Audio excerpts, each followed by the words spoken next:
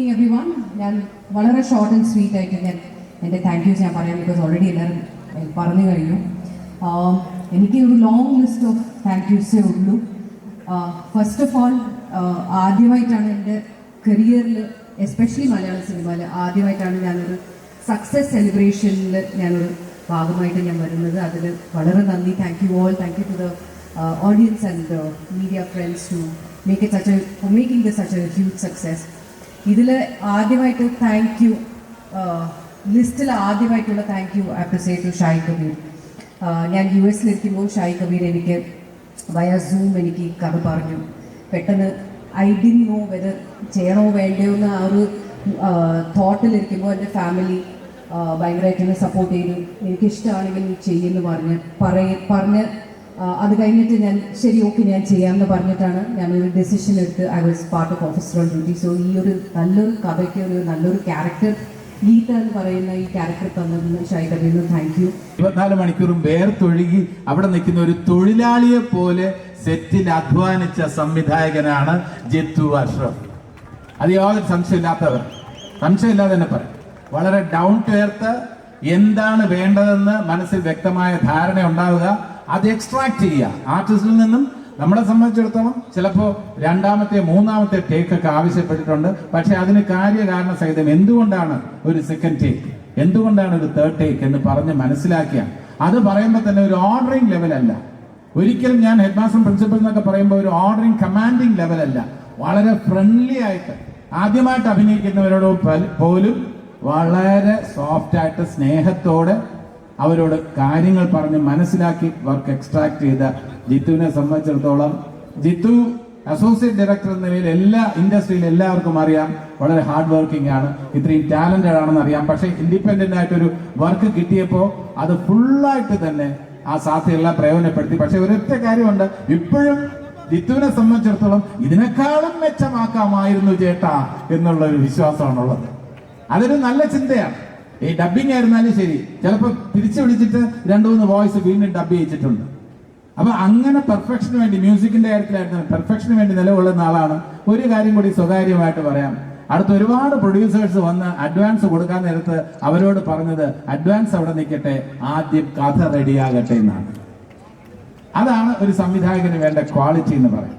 അതേപോലെ തന്നെ ഇതിന് വേദി ഒരുക്കിയ പ്രൊഡ്യൂസേഴ്സിനെ സംബന്ധിച്ചിടത്തോളം, പ്രൊഡ്യൂസേഴ്സ് ക്യാഷ് ഇൻവെസ്റ്റ് ചെയ്യുന്ന പാർട്ടീസ് അല്ല, അല്ലെങ്കിൽ അത് മാത്രമാണെന്ന് വിചാരിക്കുന്നവരോട് എനിക്ക് പറയാനുള്ളത്, ഇവര് ടാലന്റഡ് ആണ്, ദേ ഹാവ് പ്രൂവ്ഡ് അതർവൈസ്. അപ്പോൾ നമ്മുടെ മാർട്ടിൻ പ്രക്കാട്ട് സംവിധായകൻ എന്ന നിലയിലും പത്രപ്രവർത്തകൻ എന്ന നിലയിലും ഫോട്ടോഗ്രാഫർ എന്ന നിലയിലുമുള്ള കലാഹൃദയമുള്ള ഒരു പ്രൊഡ്യൂസർക്ക് എന്തുമാത്രം ഇൻവോൾവ്മെന്റ് ആകാം. ഇതില് ഇന്റർഫിയറൻസ് അല്ല പ്രൊഡ്യൂസേഴ്സിന്റെ ഭാഗത്തുനിന്ന്, ഇൻവോൾവ്മെന്റ് ഉണ്ടായിരുന്നു. ജിത്തുവിന് വളരെ സ്ട്രോങ് ആയിട്ടുള്ള ഒരു ബാക്കിംഗ്. രഞ്ജിത്തും പത്രപ്രവർത്തകനാണ്. ഞാൻ വനിതയിൽ ആണ് ഒരു കോയിൻസിഡൻസ് പറയട്ടെ, വനിതയില് രഞ്ജിത്ത് എന്നെ ഇന്റർവ്യൂ ചെയ്യാൻ വന്നിട്ടുണ്ട്.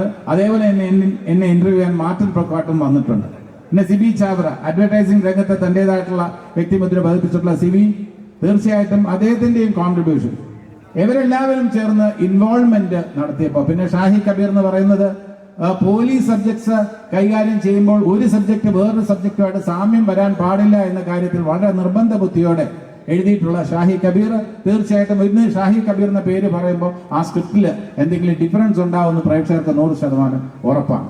അങ്ങനെ തുടങ്ങി ടെക്നീഷ്യൻസിന്റെ കാര്യം ചമനായിരുന്നാലും ജെക്സ് ബിജോയ് ആയിരുന്നാലും എല്ലാവരും, റോബി ആയിരുന്നാലും എല്ലാവരുടെയും പേര്. പിന്നെ എൻ്റെ കൂടെ ഇപ്പൊ ചാക്കോച്ചന്റെ കാര്യം, ചാക്കോച്ചനെ കുറിച്ച് പറഞ്ഞു. ചാക്കോച്ചനും ഈ ഒരു സെറ്റിൽ തരുന്ന വൈബ് എന്ന് പറയുന്നത് വളരെ എന്താ പറയുക, വളരെ ഒരു പോസിറ്റീവ് എൻവയറൺമെന്റ് തരുന്ന ആളാണ് ചാക്കോച്ചൻ. മാത്രമല്ല നിങ്ങൾ എല്ലാവരും കണ്ടിരിക്കും, ഏകദേശം 15ഓളം വീഡിയോസ് ആണ് ഞങ്ങളുടെ പ്രൊമോഷന്റെ ഭാഗമായിട്ട് 15ഓളം ചാനലിന് ഒരു ദിവസം രാവിലെ മുതൽ വൈകുന്നേരം വരെ ഇരുന്ന് ഒറ്റ സ്ട്രെച്ചില് ഞങ്ങൾ പ്രൊമോഷൻ വീഡിയോ കൊടുത്തിട്ടുണ്ട്. ഒരു സെക്കൻഡ് പോലും ബോറടിക്കാതെ അങ്ങനെ ചെയ്യാൻ പറ്റണമെന്നുണ്ടെങ്കിൽ ആ ചിത്രത്തിനോട് അല്ലെങ്കിൽ ഓഫീസർ ഓൺ ഡ്യൂട്ടിയോടുള്ള ഞങ്ങളുടെ പാഷനാണ്. ഞങ്ങൾക്ക് ഒരെണ്ണം ചെയ്തിട്ട് ഇനിയും ചെയ്യണോ അങ്ങനെ ഒരു ഫീലിംഗ് ഉണ്ടായില്ല. അടുത്തത് എന്താണ്, ഇതിനെക്കുറിച്ച് വേറിട്ട് എന്ത് പറയാം, വ്യത്യാസമുള്ള രീതിയിൽ എന്ത് പറയാം എന്നുള്ള ചിന്തയായിരുന്നു. ബാക്കി എല്ലാവരുടെയും പേര്, ആർട്ടിസ്റ്റിനെ ഞാൻ എല്ലാവരുടെയും പേരെടുത്ത് പറയുന്നില്ല. പ്രിയാമണി തീർച്ചയായിട്ടും വണ്ടർഫുൾ ജോബ് പ്രിയാമണി, തീർച്ചയായിട്ടും. അത് ബാക്കിയുള്ള എല്ലാ ആർട്ടിസ്റ്റുകളും അവരെല്ലാവരും they have done their maximum.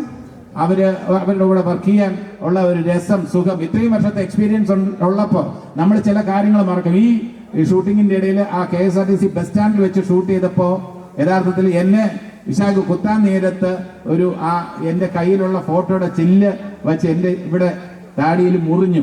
ഈ മുറിഞ്ഞ ആർട്ടിഫിഷ്യൽ ബ്ലഡും ഒറിജിനൽ ബ്ലഡും ഞാൻ വെളിയിൽ കാണിക്കാതെ സംവിധായകനെ അറിയിക്കാതെ ഞാൻ ഹോസ്പിറ്റലിൽ പോയ സംഭവമുണ്ട്. കാരണം അത് അറിയിച്ചു കഴിഞ്ഞാൽ സംവിധായകൻ വളരെ ടെൻഷനാവും. എനിക്കറിയാം ജിത്തുവിനെ.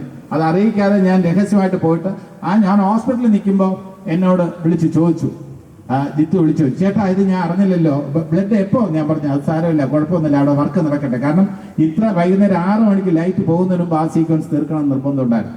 അങ്ങനെയൊക്കെ നമുക്ക് വർക്ക് ചെയ്യാൻ തോന്നണമെങ്കിൽ, ഒരു പ്രോജക്റ്റിനോടുള്ള നമ്മുടെ ഇഷ്ടം വരണമെങ്കിൽ അതിന് അതിൻ്റെതായിട്ടുള്ള ഒരു മെറിറ്റ് ഉണ്ടാവണം. ആ മെറിറ്റ് തുടക്കം മുതൽ തന്നെ ഈ ലൊക്കേഷനിൽ വരുമ്പോൾ ഒരു പോസിറ്റീവ് വൈബാണ് എനിക്കുള്ളത്. അല്ലാതെ ഒരു സിനിമയിൽ അഭിനയിക്കാൻ വരുന്ന ഫീലിംഗ് അല്ല, ഒരു ക്യാമ്പസിൽ വരുന്ന ഒരു വിദ്യാർത്ഥിയെ പോലെയോ ഒരു അധ്യാപകനെ പോലെയാണ് ഞാൻ വന്നിട്ടുള്ളത്. അതിൻ്റെ ഒരു 100% പോസിറ്റീവായിട്ടുള്ള ഒരു റെസ്പോൺസ്, സ്നേഹമെന്ന് പറയാം, ബഹുമാനം എന്ന് പറയാം, അതൊക്കെ എനിക്ക് ഈ ലൊക്കേഷനിൽ നിന്നും കിട്ടിയിട്ടുണ്ട്. ആർട്ടിസ്റ്റുകളിൽ നിന്നും ടെക്നീഷ്യൻസിൽ നിന്നും എല്ലാവരിൽ നിന്നും, എല്ലാ ഡിപ്പാർട്ട്മെന്റിലുള്ള ആൾക്കാരിൽ നിന്നും കിട്ടിയിട്ടുള്ള സ്നേഹം അത് തന്നെയാണ്. നമ്മുടെ സംവിധായകൻ പ്രിയദർശൻ പറഞ്ഞിട്ടുണ്ട്, ഒരു ലൊക്കേഷൻ നിങ്ങൾ എൻജോയ് ചെയ്യുന്നുണ്ടെങ്കിൽ ആ സിനിമ ഹിറ്റായിരിക്കും. ഈ ലൊക്കേഷൻ ഞങ്ങൾ എല്ലാവരും എൻജോയ് ചെയ്തു. ഈശ്വരാനുഗ്രഹത്താൽ ഇത് സൂപ്പർ ഡൂപ്പർ ഹിറ്റായി. അതേപോലെ ലൊക്കേഷൻ എൻജോയ് ചെയ്യുന്ന സിനിമകൾ വരട്ടെ. മലയാള സിനിമയ്ക്ക് ഇപ്പോൾ പ്രതികൂലമായിട്ടുള്ള ചില കാര്യങ്ങൾ, സ്റ്റാറ്റിസ്റ്റിക്സ് ഒക്കെ പറയുമ്പോൾ, വിജയത്തിന്റെ കണക്കൊക്കെ പറയുമ്പോൾ പല ടെൻഷനും ഉണ്ടാകാറുണ്ട്. പക്ഷെ അതിന്റെ ഇടയ്ക്ക് പോസിറ്റീവായിട്ട് കൂടുതൽ പ്രതീക്ഷയോടെ പ്രൊഡ്യൂസേഴ്സിന് ഈ രംഗത്തേക്ക് കടന്നു വരാൻ പ്രേരിപ്പിക്കുന്ന ചിത്രങ്ങളുടെ കൂട്ടത്തിൽ തീർച്ചയായിട്ടും ആദ്യത്തെ 2-3 സ്ഥാനങ്ങളിൽ ഒന്ന് ഓഫീസർ ഓൺ ഡ്യൂട്ടി ആണെന്ന കാര്യത്തിൽ യാതൊരു സംശയവുമില്ല. അതൊരു വലിയ വിജയമാക്കി തീർത്ത പ്രേക്ഷകർക്ക്, തിയേറ്റേഴ്സിന്, എല്ലാവർക്കും ഹൃദയത്തിന്റെ ഭാഷയിൽ ഈ ടീമിന്റെ പേരിൽ നന്ദി രേഖപ്പെടുത്തിക്കൊണ്ട് നന്ദി, നമസ്കാരം.